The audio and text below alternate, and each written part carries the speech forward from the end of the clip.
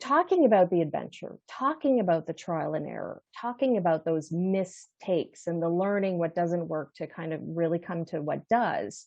What does that bring up for you in terms of your experience, your process? Mm-hmm.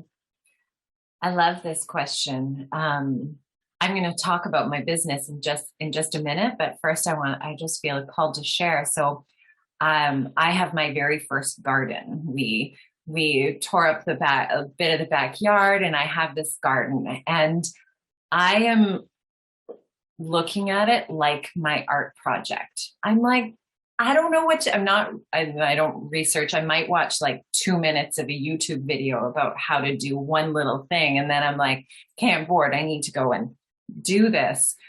But I'm looking at my garden in that way. It's like, I've got all of these. I'm like, oh, I'm going to get this, and I'm going to get this, and I'm going to get this. And I'm just seeing how it is going to then grow and flourish. We finally have sunshine after like a month of rain. So my seeds are finally starting to pop up. But that's kind of how I imagine like my line 3 is this, like, I'm going to plant seeds in and see what happens.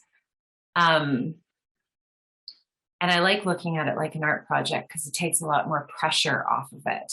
And as I'm speaking, I'm realizing that's how I really need to look at my business as well as this art project. I created my business up to this point. It's been 5 years. And sometimes it feels like I've just thrown stuff at a wall and seen what sticks. And I'm in this process right now of actually going, because I'm under another evolutionary process. And I'm like, okay, those things stuck.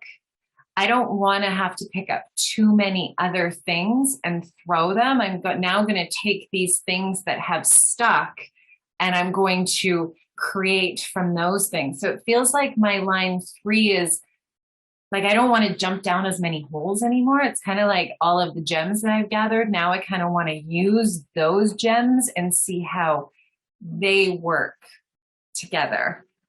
And I'm glad to see you both like nodding there. Yeah, it's like, okay, yeah, it's like I just turned 40.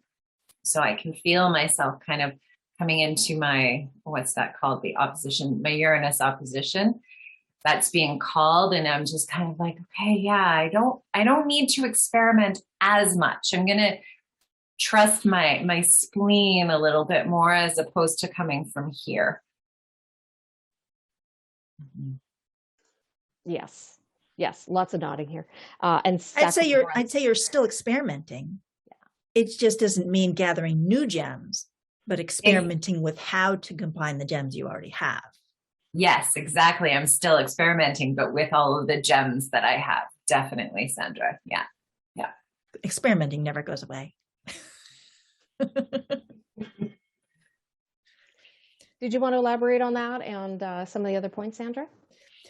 So do you want me to answer the question yeah, okay. Yes, please. Yeah. So thinking about myself and how I relate to business.